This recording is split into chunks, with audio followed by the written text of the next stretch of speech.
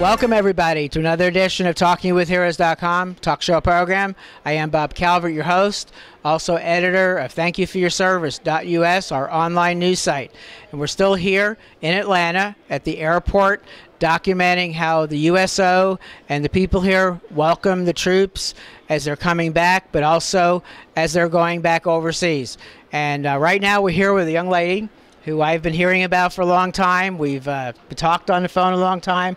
Mary Lou Austin, and you are the president of USO of Georgia, right? Correct. Okay. And welcome. Thank you. And why don't you tell people a little bit about yourself and maybe how you got involved with the USO?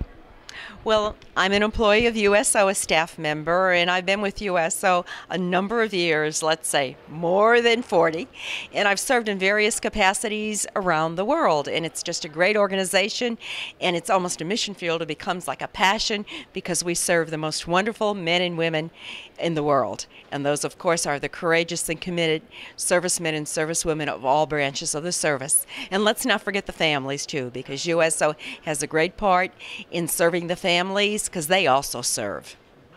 Absolutely. I always try to remind people that, too, so I appreciate that. Right. Probably behind every serviceman and servicewoman, because there are mothers and fathers, but there are also spouses and children. Absolutely.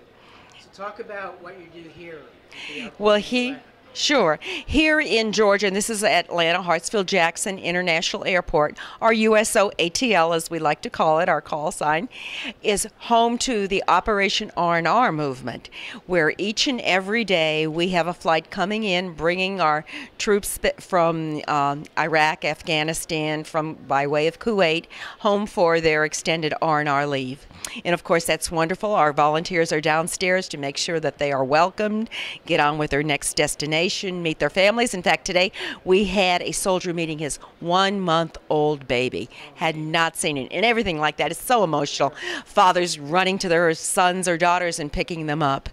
And then, of course, what comes in also goes out. So those that have come in maybe 14 or 18 days earlier are now on their journey back. They've had their leave. They've come to USO. We're the coordination point where they come and we get them mobilized to go down and get their leave papers, their boarding passes, and our volunteers escort them. They'll be handing out the care packages to them, take them to the counter, and then they're free for the day. And most of the time, the troops will come back and we have lunch for them. We serve food every single day. Our wireless is a very, very popular service. The TV room, of course, the computers, and we're here for them, and also the families that may be accompanying to them. We also have our United Through Reading room. If they'd like to read a story, that they could read in private to their children, and we will package it, put it the DVD in the book, and send it on to them. So every night at home, the child could see mommy or daddy on the tube reading to them. And we've had some nice response from that program. In fact, one soldier was telling me that his son got so tired of him reading the same book every night, he tried to shove a book through the TV. So it's really very emotional too. And our volunteers are the core of USO. And, you know, USO is the community saying we support our men and women in the armed forces. And we have volunteers at all ages, diverse groups from corporations. Today we happen to have the Coca-Cola Company here today volunteering. We have individual volunteers, VFW, Lockheed Martin, Georgia Power, you name it. And this is so tremendous because people want to support the troops, and we thank you for letting the people know how to support the troops. Unlike what you talked about, though, family. My brother comes through here tomorrow, heading back over. My son-in-law's been through twice on 2 deployments. So a lot of us, we have people in the military, too. True. And really appreciate what you do. Right, and we have DVDs and videos for the children. We have toys for the children, and help ease that separation. And we allow the families to walk down with them. And, it makes it easy that they see daddy or mommy going off, makes that transition a little easy. And then they see the others coming in, and daddy and mommy will be coming back. Let's help with that. We want to keep that bond going. Okay, would you like to introduce some of your volunteers now? Sure.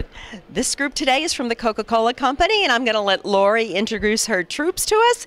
And, the Coca-Cola Company, you see these care packages, they had what we call a stuffing party. How many did you do? 10,000 that day? 10,000. So, they are a tremendous supporter of our troops. Couldn't be more red, white, and blue. Lori Presley. Hi, Lori Presley. Suzanne Smith. Christine Dennison. Tice Morgan. And these volunteers are part of the group. We have some more volunteers working in the kitchen, and we have some more Coca-Cola volunteers, USO Coca-Cola volunteers downstairs. Now, what this group is going to be doing, pretty soon we will be calling our troops, in fact, any minute, to come and to line up around the railing, and we're going to take them down. Our volunteers will escort them down to get their boarding passes. In the meantime, they'll be handing out the care packages, collecting their blue cards, and just escorting them and making sure that they're going to get on their way. And, you know, a lot of them are a little bit nervous. What time are we going to leave, etc.? And all those questions will be answered.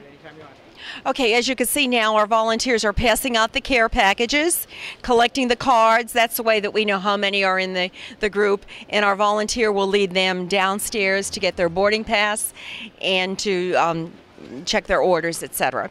So this happens every single day.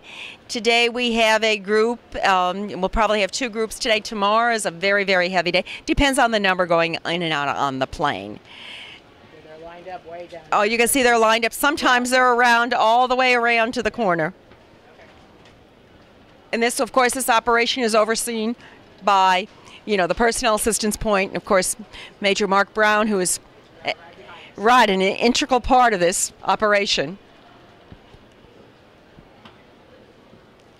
Now, don't forget to come back after, you know, for your lunch. Free time, downtime, you will not be in lockdown. We won't be filming you either way. Are we okay? Okay. We'll wait for Lori to come back, and they'll take them down. Okay, Christine and Lori? I think they're ready. Go ahead. Would you please follow our USO volunteers again? And thank you. Go ahead. Well, are you going to go, or are you going to in between? Okay. Yeah, I could do intersperse in between. So what are we going to do next after this? Well, they're going to go down to carousel number 8. Did the major show you where they're going to check in there? And then they'll come back, and our volunteers downstairs are still. Do you want to go down, and you can see how it goes on? Okay, yeah, get through. Okay. Take care now. Godspeed, safe journey. We look forward to your return. Oh, look at this. Can you get the camera down here? People down here in the lobby cheering as the soldiers march. Look at this. Isn't this great? Of course, this happens every single day. This shows the support of the troops in Atlanta. It's a wonderful community support, the airport, but these are passengers. These are people from all over the world. And look, young people, yeah. Look at the ages. Yep. This is great. Okay, well, we're going to go ahead and run downstairs. We'll be right back, folks, on TalkingWithHeroes.com, here with the USO and the troops. Okay, Major Brown, we're back down here now. We've been following the soldiers. Tell us what's happening down here. This is manifesting for the outbound flight, which is going to go wheels up later on. First they start checking in, receive their boarding card. They put their bag tags on right here. Once they put their bag tags on, they'll come into this line right here. They're entering into the system, and then they'll exit, and they can head out to their gate or go up to the USO where there's Wi-Fi, snacks, and food. Mary Lou was saying that earlier. They can actually have meal and everything. Exactly. A lot of the soldiers tend to hang out at the USO until it's time to go to the gate, just for the mere fact that there's Wi-Fi, there's snacks, there's TV, there are lounge chairs just where they can relax before they head out to the gate.